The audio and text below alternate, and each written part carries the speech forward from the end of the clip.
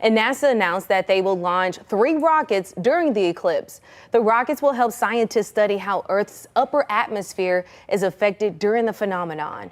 The rockets were also launched during last year's annular solar eclipse.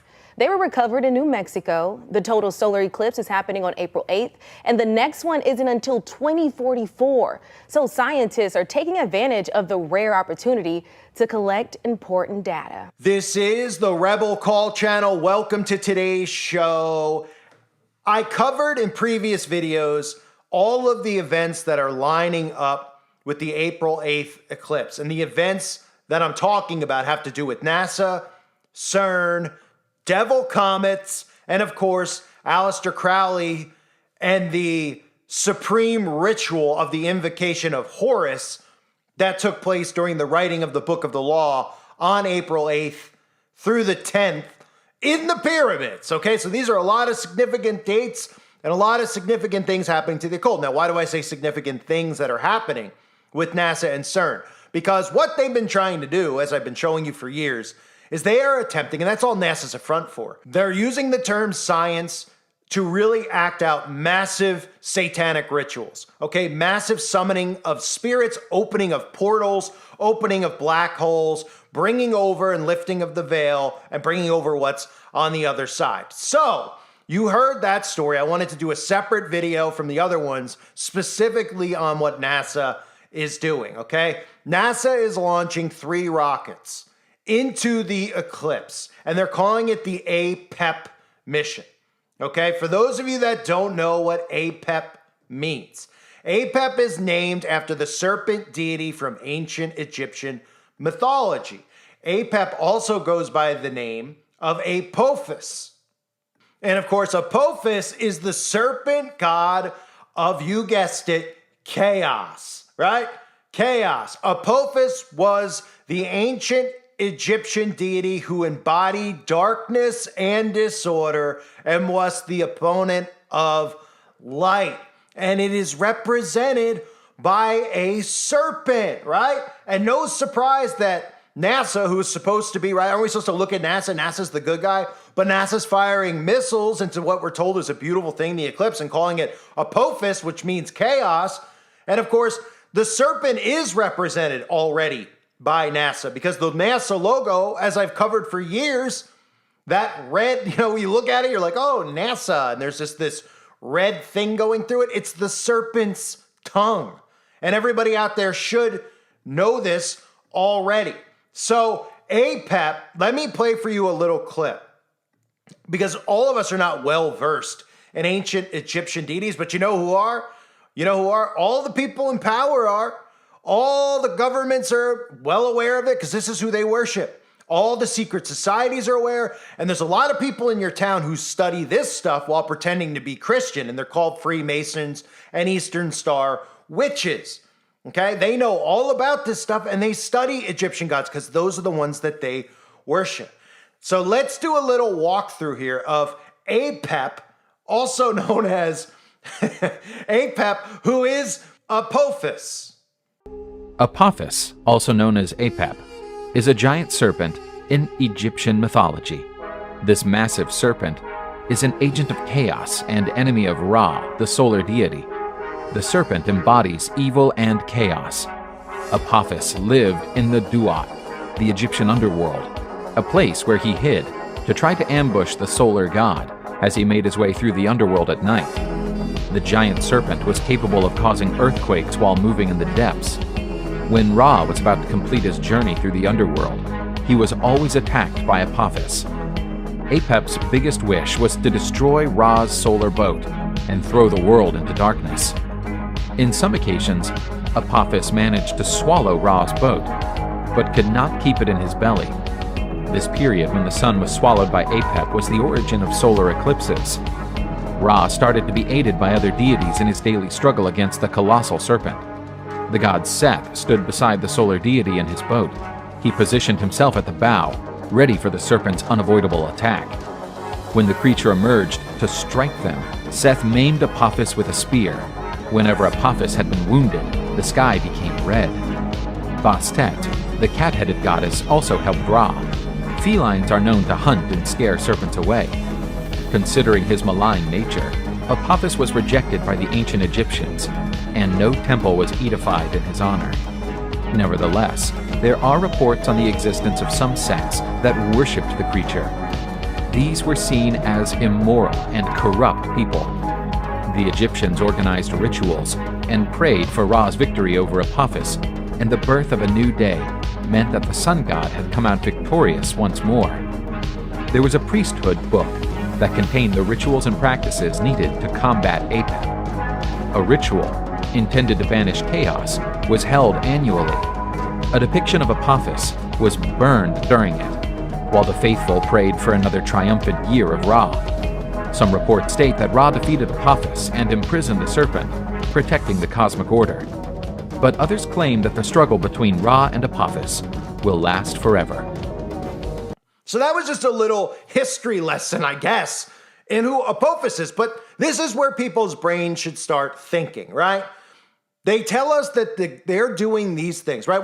We're supposed to believe that NASA does what? NASA is space exploration, right? NASA's supposed to be going to the moon, but they haven't been back in 70 years or so. Or if you're aware of what's really going on, they've never been there because they can't get there, right? But recently they gave us a fake trip back to the moon because they realized that people were starting to get suspicious of NASA because they were just using the littlest bit of common sense and saying to themselves, well, why has NASA not gone back in 70 years? And why are they talking about going to Mars if they haven't even been back to the moon more than once? So NASA sent a little fake, telephone booth to the moon again to pretend like they landed back on the moon so that they can get people off their back. So this is what NASA's doing now, right? While CERN at the same time is firing up the Hadron Collider, no one should be suspicious that they have the deity Kali, Shiva, outside of CERN, the destroyer, with all those arms, and you see all the celebrities constantly representing this thing during their music videos, Shiva, the destroyer of universes, right? So you have that over at CERN, and then you have NASA rolling out Apep, which is really the Egyptian spirit of evil, darkness, and destruction, right? So why is nobody out there suspicious of these two scientific organizations or scientific fronts, really, CERN and NASA, who just seem obsessed with the spirits of evil, darkness, and destruction? What are they trying to do there? Do you think they're really just trying to go to the moon again? No. Do you think they're really trying to go to Mars? No. What they're busy doing is implanting themselves in Uranus with propaganda. Because what they're really trying to do has everything to do with the spiritual realm and nothing to do with the physical realm. It has nothing to do with human beings walking on other planets. But what it does have to do is with summoning of these Egyptian deities that they worship so much so. So when NASA comes out and they tell us that they have an operation going on for the eclipse, right? And it's called Apophis, Apep, right? The serpent deity is the name of the operation Apep, the serpent deity. And they're firing missiles in. Why is it that we live amongst people that still refuse to accept or believe that these are corrupt agencies that are not doing any type of scientific exploration? In fact, they're trying to cause more harm than good. And that's why they name these things after deities that are called and named after chaos, order out of chaos, right? We could say that with Apep here. Chaos, and whose motto is order out of chaos? Freemasons. And what are we seeing inside of all the Freemason Bibles that are in their temples or lodges, right?